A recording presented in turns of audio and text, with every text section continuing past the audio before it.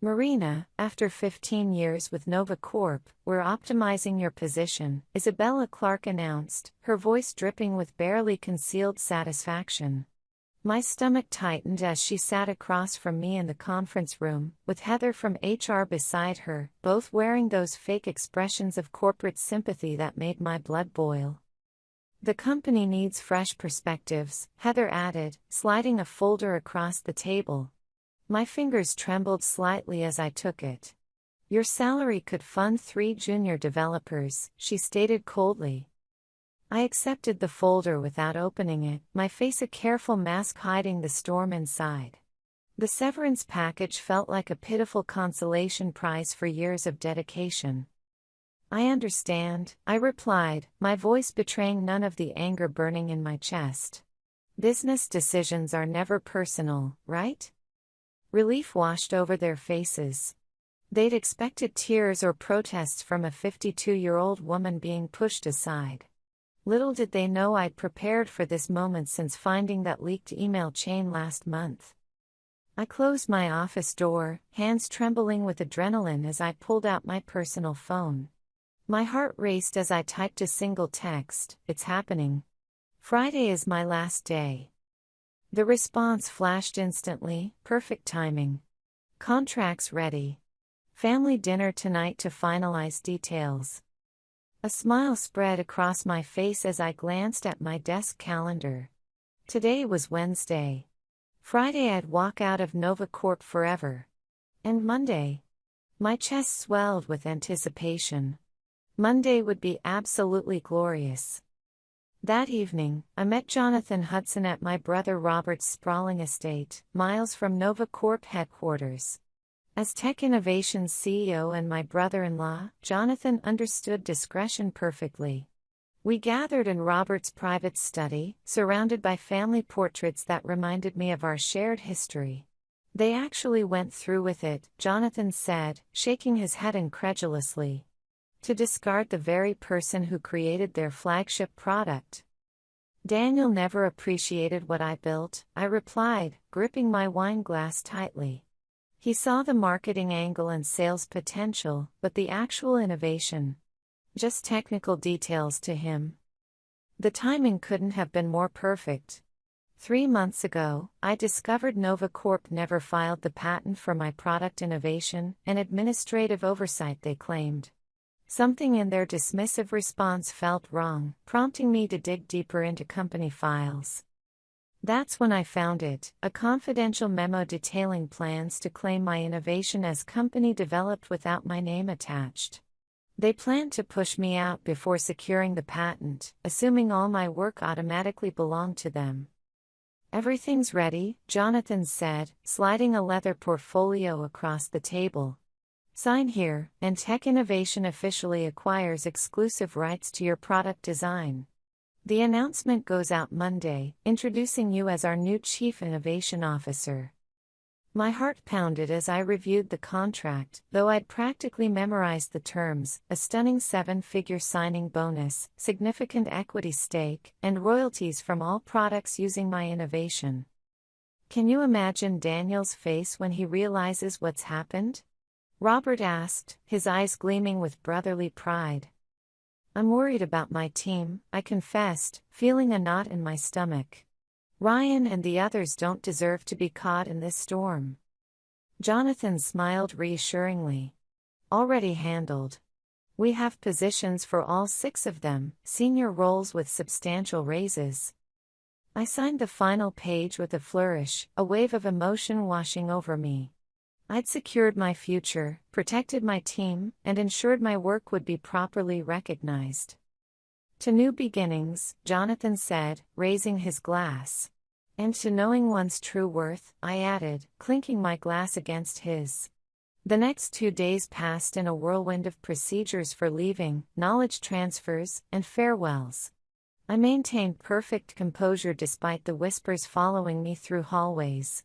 Junior staff members gave me sympathetic looks, younger developers awkwardly approached, requesting LinkedIn recommendations. I documented everything with painstaking detail, each project, password, and process, knowing Nova Corp would soon realize just how much they needed my expertise. My meticulous transition notes weren't kindness, they were evidence that I had acted professionally while the company had not.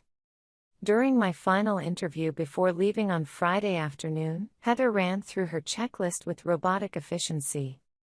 You understand all intellectual property developed during employment remains Nova Corp property, she stated flatly, pushing a non-disclosure agreement toward me. Absolutely, I replied with a warm smile that masked my inner triumph. Anything developed within my employment scope, using company resources, during company hours, I emphasized those distinctions slightly, but Heather was too focused on her checklist to notice my heart racing. And you confirm having no copies of proprietary information? I've taken nothing that belongs to Nova Corp, I answered truthfully, my confidence soaring. The patent was legitimately mine. While packing my personal items, family photos, conference badges spanning 15 years, the custom mug my team gave me, Isabella appeared, leaning against my doorframe with fake casualness that made my skin crawl. Just checking everything's clear for your exit, she said, eyes tracking each item I placed in my box. Crystal clear, I replied, carefully wrapping a product innovation award. The irony stung as I nestled it between tissue paper layers. You know, Marina, these optimization decisions aren't personal, Isabella continued with false sympathy. Daniel believes we need younger perspectives. I met her gaze directly, feeling a surge of satisfaction. I completely understand. Business is business. Something in my tone made her hesitate. Uncertainty flickered across her face before she dismissed it. What threat could a 52-year-old woman possibly pose? Taking some time off? She asked with artificial concern. Actually, I already have something lined up, I replied, savoring the moment. I start Monday. Surprise flashed across her face. That's quick. Anything interesting? I smiled mysteriously. Very. A leadership position. I'm absolutely thrilled about it.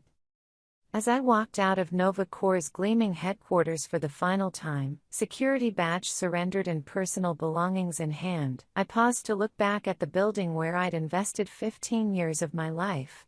My chest tightened with emotion as I spotted the executive conference room glowing on the top floor, no doubt discussing how to divide my responsibilities among cheaper, younger staff with half my expertise. Little did they know that in less than 72 hours, that same room would be hosting an emergency crisis meeting instead. Monday morning arrived with brilliant sunshine that matched my mood. I dressed meticulously in my new tailored suit, a power outfit I'd selected specifically for this momentous day.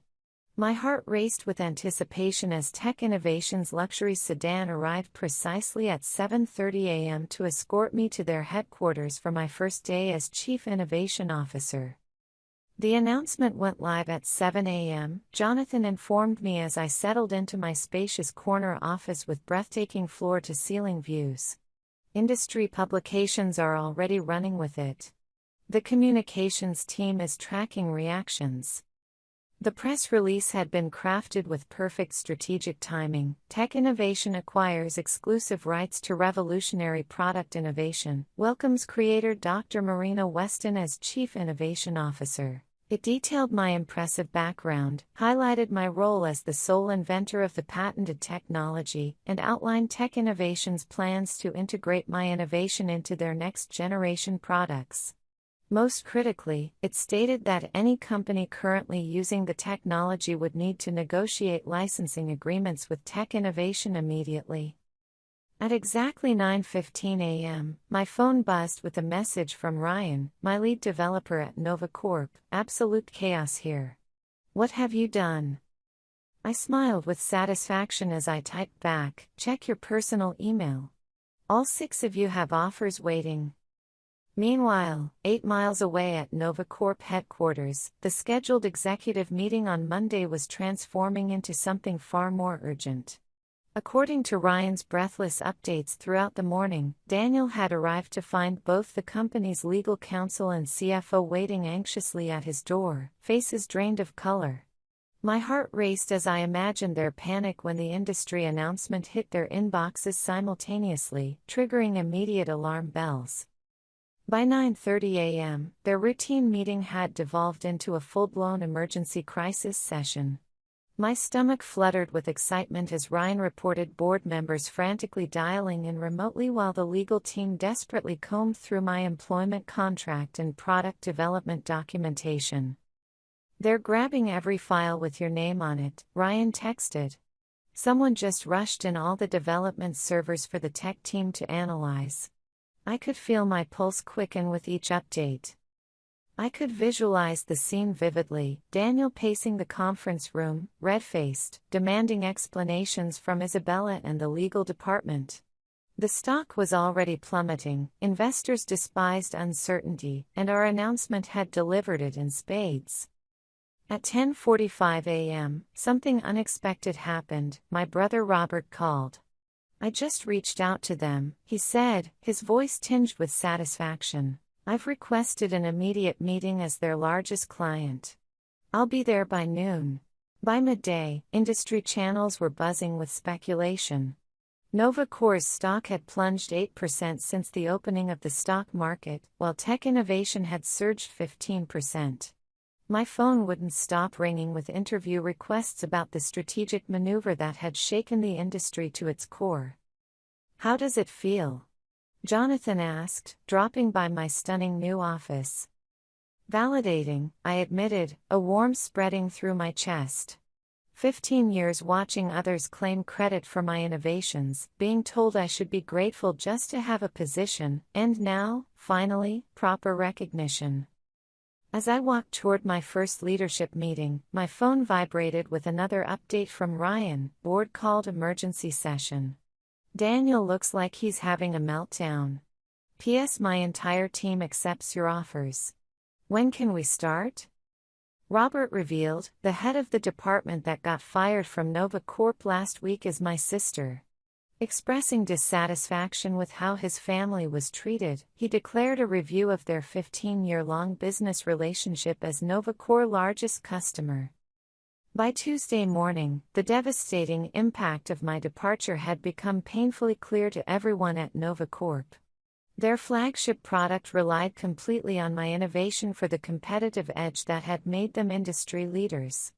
Without licensing rights to my patent, they faced two equally terrible options: negotiate with tech innovation or rebuild their core technology from scratch, a process that would drain years and millions in development costs.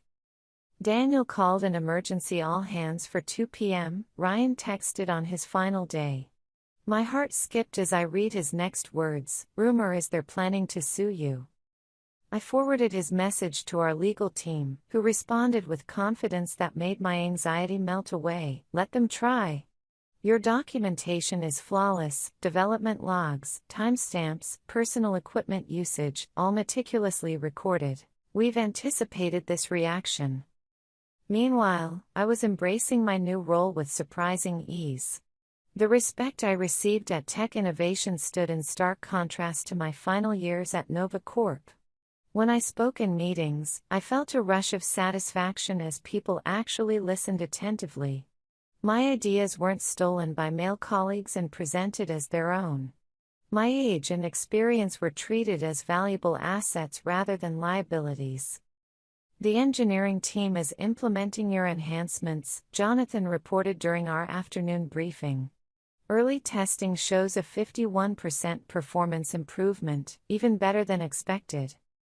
I had several refinements I never shared with Nova Corp, I confessed, feeling a twinge of satisfaction. After discovering they planned to eliminate my position, I saw no reason to give them my best innovations. At 3:30 p.m., Ryan sent me a detailed account of Daniel's all-hands meeting that made my heart race with satisfaction.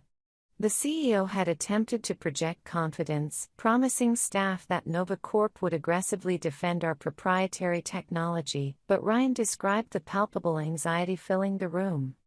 Several employees had already begun updating their LinkedIn profiles, sensing the company's impending crisis. Isabella looked like she might collapse when someone directly asked if they'd failed to secure the patent, Ryan reported. Daniel immediately shut down the Q&A after that. I've never seen him so rattled. By Wednesday, the industry fallout had intensified beyond my wildest expectations. 2 major clients had contacted Tech Innovation about switching from NovaCore's products, expressing concerns about the company's ability to maintain quality without the innovation's creator. Our stock had surged another 8%, while NovaCore's continued its free fall. My heart skipped when I received a call from Heather, the same woman who had coldly slid my severance package across the table just days earlier. Marina, she began, her voice strained with forced professionalism, I'm calling about the situation with your patent. We believe there may be a misunderstanding regarding ownership rights. I don't see any misunderstanding, I replied, feeling a wave of confidence wash over me. My employment agreement explicitly states that intellectual property developed on my own time, using personal resources, remains mine. The patent documentation confirms this precisely. Daniel was hoping you might consider coming in to discuss options, she said, a note of desperation creeping into her voice. Any discussions must go through Tech Innovation's legal department now, I responded firmly. They'll be happy to arrange a meeting about licensing terms. The lengthy silence on the other end filled me with satisfaction. Finally, Heather sighed heavily. I'll let him know. By Friday, just 1 week after I'd walked out of NovaCore's doors for the last time, the company had plunged into full-blown crisis mode. Their stock had plummeted a staggering 23% from Monday, triggering panic calls from major investors. My heart raced with vindication as industry analysts published articles with headlines like Can NovaCorp survive the innovation crisis? And how one colossal misjudgment might destroy a market leader. Through my industry network, I discovered that Daniel had finally admitted the gravity of the situation to the board. In the midst of all this, Daniel sent me a frantic message. He offered to rehire me as a strategic talent development officer and give me a raise and executive treatment. But, of course, I refused. My stomach fluttered with satisfaction knowing NovaCorp now faced an impossible choice: license my innovation from Tech Innovation, at rates that would crush their profit margins, or undertake a complete rebuild of their flagship product without using any element covered by my patent. They're desperately interviewing for a new development team, Ryan told me during our Friday video call about his team's transition. Daniel's making ridiculous claims they can recreate your innovation in 6 months. I couldn't suppress my laughter. The original design had taken me 3 years to perfect with my intimate understanding of the problem. Exactly, Ryan agreed, shaking his head. Nobody believes that timeline, especially after your entire team submitted resignation letters on the same day. The brain drain is catastrophic for them. That afternoon, NovaCore's attorneys finally contacted Tech Innovation to discuss licensing arrangements. Our legal team responded with terms that were technically fair but strategically brutal: triple the standard industry rate, plus a public acknowledgement of my role as the technology's sole inventor. They'll fight the acknowledgement more than the cost, Jonathan predicted as we reviewed the response. Daniel's ego won't let him admit he pushed out the person who created their core technology. Then they'll have to rebuild from scratch, I replied, feeling a wave of confidence. And every day they waste trying to replicate my work is another day we extend our market leadership. The following Monday morning, just 10 days after my humiliating dismissal, I led the first meeting with my newly assembled innovation team, which included Ryan and the other 5 engineers from NovaCorp. My heart swelled with pride as I felt the electric energy filling the room while we mapped out the next evolution of my product design. This is how development should actually work, Melissa, one of my former team members, said with obvious relief. At Nova Corp, we wasted half our time explaining basic concepts to executives who never really listened anyway.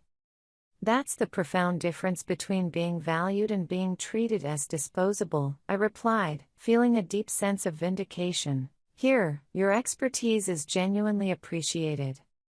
As we concluded our incredibly productive session, my assistant appeared at the door, her expression betraying excitement. Dr. Weston, there's been a major development at Nova Corp. Their board just announced an emergency leadership change. Daniel Frost is stepping down, effective immediately. The news spread like wildfire. Within hours, industry publications were reporting that Nova Corp's board had completely lost confidence in Daniel's leadership following the patent disaster that threatened the company's core products. Isabella Clark was also terminated, along with the legal department head who had failed to secure proper patent protection. That evening, I received a surprising email from Olivia Carter, Nova Corp's newly appointed board chairwoman. Unlike Daniel's desperate message from the previous week, this one was direct and respectful. Dr. Weston, congratulations on your new position. I've been asked to help Nova Corp navigate through this challenging situation. I'd like to discuss a fair licensing arrangement for your patented innovation. We're prepared to publicly acknowledge your contributions and make appropriate amends for the previous management's oversights. Would you be available to meet next week? I forwarded the email to Jonathan, adding a simple note, Phase 1 complete. His reply arrived instantly, brilliantly executed. The team is celebrating your first major victory for tech innovation. Looks like Nova Corp is finally learning an expensive lesson about properly valuing innovation and the innovators behind it. 3 months after leaving Nova Corp, I sat on stage at the Women in Technology Leadership Summit, my heart racing as I prepared to deliver the keynote address. The grand ballroom overflowed with industry leaders, technology journalists, and aspiring developers, many now familiar with my journey. I'm honored to introduce our keynote speaker, the conference chair announced with evident admiration, Dr. Marina Weston, Chief Innovation Officer at Tech Innovation and creator of the revolutionary product design that has transformed multiple industries. My chest swelled with pride as enthusiastic applause filled the room. What an incredible difference a few months had made. Last year, I'd attended this same conference as part of the Nova Corp delegation, relegated to a backseat while Daniel presented his company's innovations. Thank you, I began, gazing across the sea of attentive faces. Today I want to discuss innovation, recognition, and why properly valuing intellectual contributions matters, regardless of the creator's age or gender. My presentation covered the technical aspects of my innovation while addressing the broader issues of recognition and respect in the technology sector. Without explicitly naming Nova Corp, I emphasized how companies must protect their innovators rather than treating them as disposable resources. Afterward, during the reception, several young female engineers approached me with tears in their eyes, seeking guidance and mentorship. One of them, barely 30, confided, "Your story completely changed how I document my work. I've started keeping detailed logs of everything I develop on my personal time." Smart move, I replied, feeling a surge of satisfaction. Your innovations deserve proper protection. As the evening concluded, my phone buzzed with breaking industry news. Nova Corp had finally announced their licensing agreement with Tech Innovation, acknowledging me by name as the innovation's creator. Their stock had stabilized, though at a significantly lower valuation than before my departure. "Happy anniversary," Jonathan said, setting the glasses on my elegant desk. The board asked me to share this news personally before the public announcement. Tech Innovation has officially surpassed Nova Corp in market valuation for the first time in company history. My heart filled with not triumph but profound satisfaction. That's what happens when you genuinely value innovation and experience. As Jonathan poured champagne, my assistant delivered a beautiful embossed envelope. Inside was an invitation to deliver the keynote at Women in Technology's annual Leadership Summit. The topic, Owning Your Intellectual Value, How Proper Documentation Transformed an Industry. "You've become something of an icon," Jonathan remarked, noticing my emotional reaction to the invitation. The story of executives who didn't recognize what they had until it vanished has become a powerful cautionary tale in boardrooms everywhere. Olivia Carter, who had remained as NovaCore's board chair after the crisis, had implemented comprehensive changes in how the company recognized and rewarded innovation. Their new policies on intellectual property protection and inventor acknowledgement were modeled directly after the program I'd established at Tech Innovation. "This was never about revenge," I said, raising my glass with a feeling of deep fulfillment. "It was about proper recognition, about showing everyone that innovation isn't faceless. It comes from real people with real expertise who deserve genuine credit." "To proper recognition," Jonathan agreed, clinking his glass against mine. As golden afternoon sunlight streamed through my office windows, I felt a wave of emotion reflecting on my journey. At 53, I had finally achieved what had eluded me throughout my career, not just success, but true acknowledgement. My name was now permanently linked to the innovation that had transformed an industry. Exactly where it belonged.